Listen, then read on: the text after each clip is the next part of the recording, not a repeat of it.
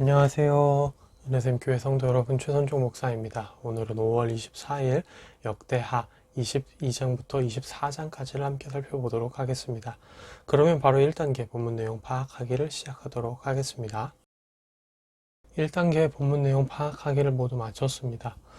요즘 며칠째 계속 질문은 없긴 한데 딱히 질문 삼을 만한 게 보이지 않아서요. 오늘도 바로 4단계 본문 묵상하기로 넘어가도록 하겠습니다. 4단계 본문 묵상하기까지 모두 마쳤습니다. 이제 마지막 5단계 적용하기인데요.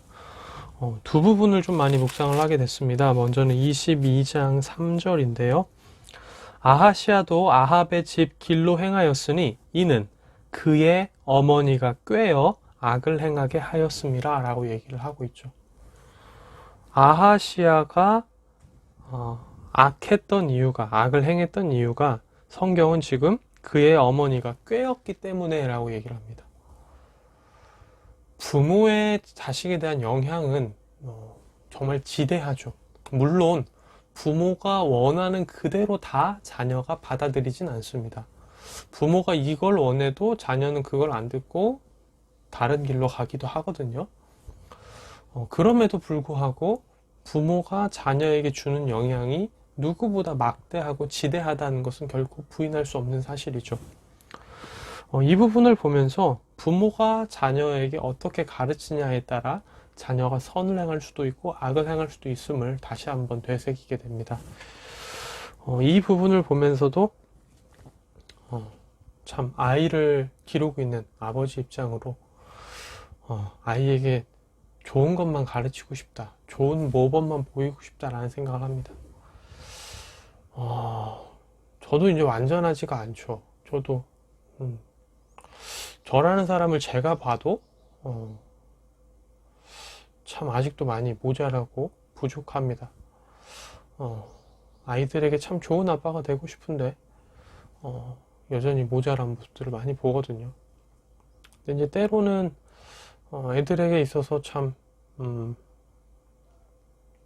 보여주고 싶은 좋은 모습만 보여주고 싶은데 그러지 못할 때가 있는데 이 부분을 보면서 다시금 좀 다짐하게 되는 것 같아요. 그래도 어떻게든 애들이 있으면 좀 더 신경 써서 말하고 행동하고 본을 보이기 위한, 모범이 되기 위한 내가 돼야겠다.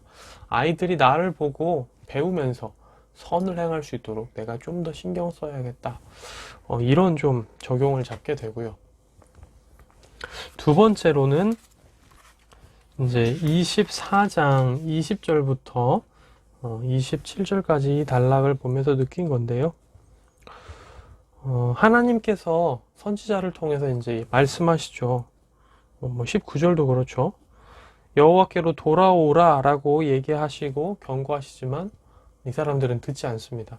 그래서 여호야다의 아들 스가랴가 너네 자꾸 하나님의 말씀을 거역하고 그렇게 여호와를 버리면 하나님이 너를 버리실 거야 라고 얘기를 하니까 그 말이 듣기 싫다고 이 스가랴를 죽여버리죠. 그리고 이들도 비참한 결론을 맞습니다. 요아스도 크게 다치고 비참한 결론을 맞는데 이 부분을 묵상하면서 이런 생각이 들더라고요. 사람의 어떤 완악한 본성에 대한 생각을 하게 됐습니다. 말을 해도 안 듣는 거죠. 2번, 3번, 4번, 5번 말해도 안 듣는 겁니다.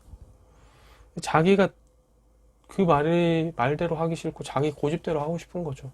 자기 좋을 대로 하고 싶은 겁니다.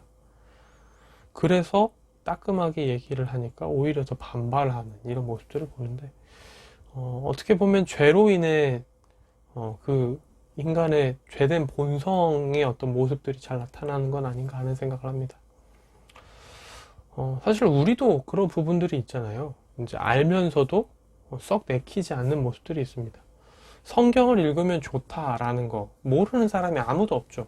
근데 막상 짬짬이 시간이 나도 성경을 바라보는 게 마음처럼 쉽지 않을 수 있습니다. 정말 많아요. 이런 거죠. 똑바로 된 자세로 앉지 않으면 허리가 망가지고 허리가 망가지면 수술을 해야 되거나 평생 고생할 수 있다라는 것을 알면서도 항상 올바른 자세로 앉기는 쉽지 않죠. 이렇게 허리가 안 좋다고 하지만 막 눕기도 하고요. 이래저래 다리도 꼬기도 하고요. 막 이래저래 막 다르게 앉기도 합니다.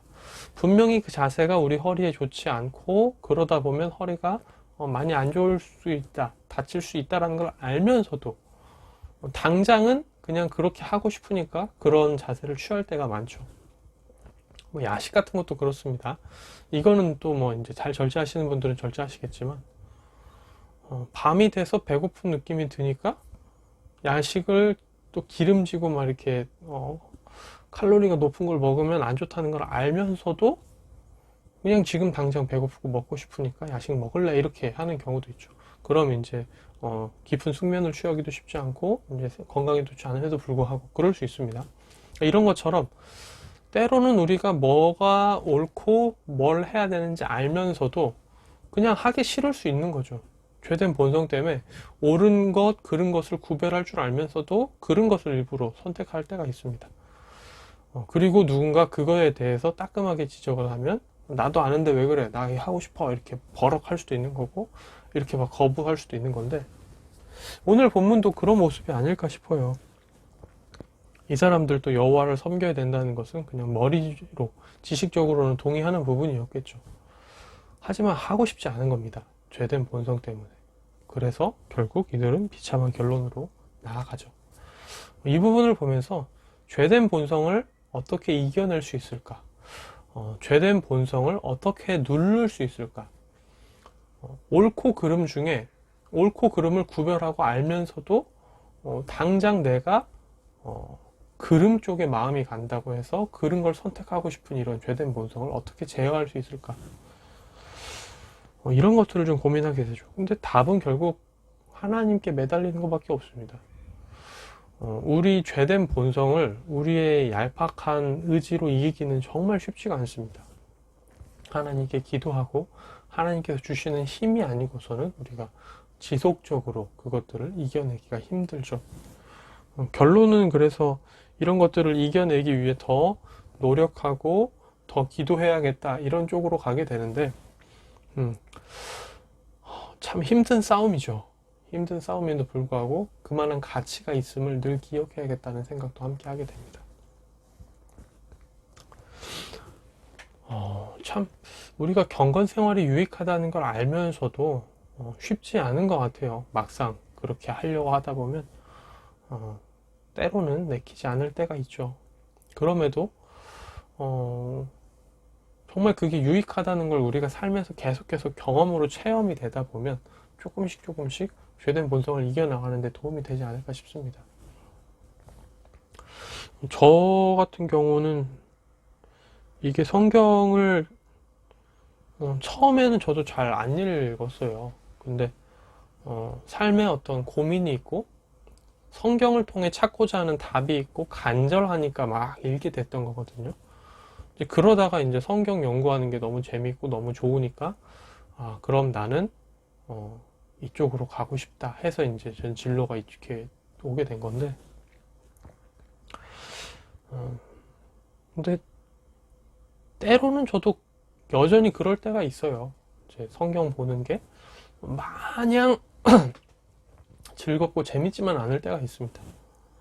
근데 또 막상 보기 시작하면 너무 재밌고 즐겁기도 하고 새로 알아가는 게 너무 좋고 볼 때마다 새롭게 눈에 보이는 것들이 정말 하나님의 은혜고 그런데 이게 때로는 저도 오늘은 성경 보지 말까 이런 생각이 들 때도 아니 그래도 성경 봐야지라고 이제 딱 제 몸을 끄집어내서 일으켜 세워서 성경 앞에 세우게 될 때는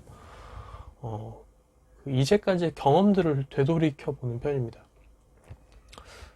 그래 그때도 내가 썩 즐거운 마음은 아니었지만 성경을 읽다 보니까 은혜를 받고 성경을 읽다 보니까 너무 좋지 않았어? 지금도 그럴 거야. 읽어보자, 해보자 이렇게 많이 이제 제 자신을 격려할 때가 있거든요. 뭐 기도도 마찬가지입니다. 오늘 좀 힘든데 오늘 기도하기 싫은데 오늘은 그냥 건너뛰면 안 될까? 오늘 뭐 바쁜 일도 있고 한데 이렇게 할 때도 기도의 힘이 크다는 것을 다시 되새기는 거죠. 기도의 힘이 얼마나 커 경험해 봤잖아. 그래, 기도하자. 하나님께서는 우리 기도를 들으셔. 이렇게 막 제 자신을 이렇게 세우고 격려하면서 이제 또 기도하도록 하거든요. 근데 그게 경험적인 삶이 쌓이면 쌓일수록 좀 더 죄된 본성을 이겨나가는 데 도움이 될 것 같아요. 그래서 우리가 노력하고 기도할 때 가장 먼저는 이러한 경험적인 삶을 쌓아가기 위한 기도와 노력이 되면 그게 어느 정도 이제 궤도에 오르면 그 이후는 좀 더 수월해지는 것 같거든요. 우리가 그렇게 좀 더 노력과 기도의 방향을 세부적으로 잡으면 좋겠다 싶어서 추가적으로 한 번 더 말씀을 드립니다. 네, 오늘의 큐티는 여기서 마무리가 되고요. 내일 다시 뵙도록 하겠습니다. 안녕히 계세요.